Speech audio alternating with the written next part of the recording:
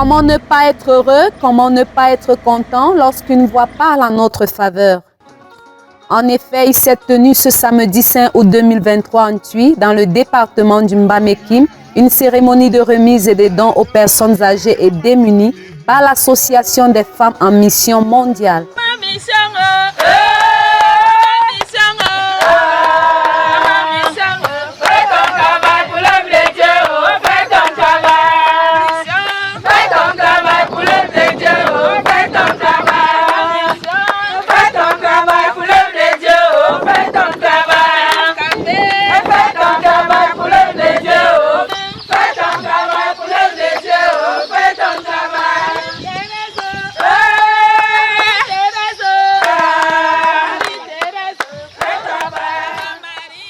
L'association est née de l'expérience personnelle de la fondatrice visionnaire, pasteur Marie-Thérèse Toko. L'association Femmes en Mission Mondiale, c'est une association à caractère social qui soutient les démunis. Et nous sommes venus en Tui aujourd'hui spécialement pour embrasser et toucher de doigt les personnes âgées de Tui.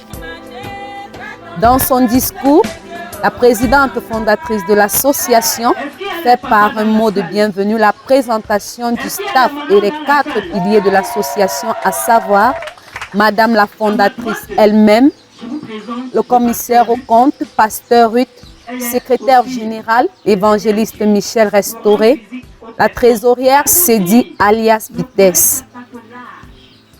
Elle exprime son émotion pour être venue en Tui encourager ces personnes qui sont abandonnées. Elle dit, je cite, « Vous n'êtes plus des personnes abandonnées, mais vous avez désormais une grande famille. » Fin de citation. Elle continue en présentant les objectifs de l'association et les différentes formations offertes. L'association Femmes en Mission a pour but d'encourager les jeunes femmes aussi. A pour but d'encourager les jeunes hommes, les jeunes filles à faire des petits métiers. De ne pas sombrer dans la pauvreté, de se lever et de travailler. L'association Femmes en Mission Mondiale donne des formations aux filles, aux garçons, aux femmes, aux foyers. Parce que l'association Femmes en Mission aussi combat les violences conjugales. Et dans plusieurs ménages que nous avons eu à visiter, beaucoup de problèmes dans les ménages sont parce que la femme ne fait rien. Elle croise les bras. Et l'homme est parfois fatigué, sidéré à cause des charges. Alors que la femme, même si elle se lève, en Tui, il y a beaucoup de manioc. Elle commence déjà à faire les bâtons de manioc. Elle va vendre son bâton de manioc. Quand le monsieur va faire le bain sikin, il va apporter 100 francs, elle va apporter 50 francs. Et il n'y aura pas de problème dans la maison. L'évangéliste Michel Restauré, qui occupe le poste de secrétaire général, va présenter la vision de l'AFMM, lutter contre la pauvreté et améliorer les conditions de vie de l'humanité. À présent, partageons quelques moments de réjouissance avec des décorations, des remises des prix, la distribution des dons, le partage des cadeaux, la remise du prix honorifique de Madame la déléguée départementale du service de Tui et enfin la nomination de la présidente de l'AFMM de Tui, Mama Sophie.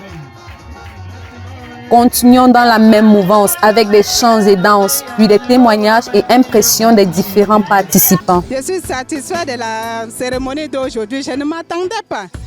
Quand on nous a appelé de recenser les personnes âgées, tout ça n'était pas facile sur le terrain. Et j'ai béni toute l'équipe mondiale, ceux qui sont venus de Yaoundé jusqu'à ce déportant. Je suis satisfait ces vieilles personnes qui sont arrivées jusqu'à ce jour. Et mon souhait dans ce Mbamekim, c'est que cette association puisse se répandre dans tout le monde entier.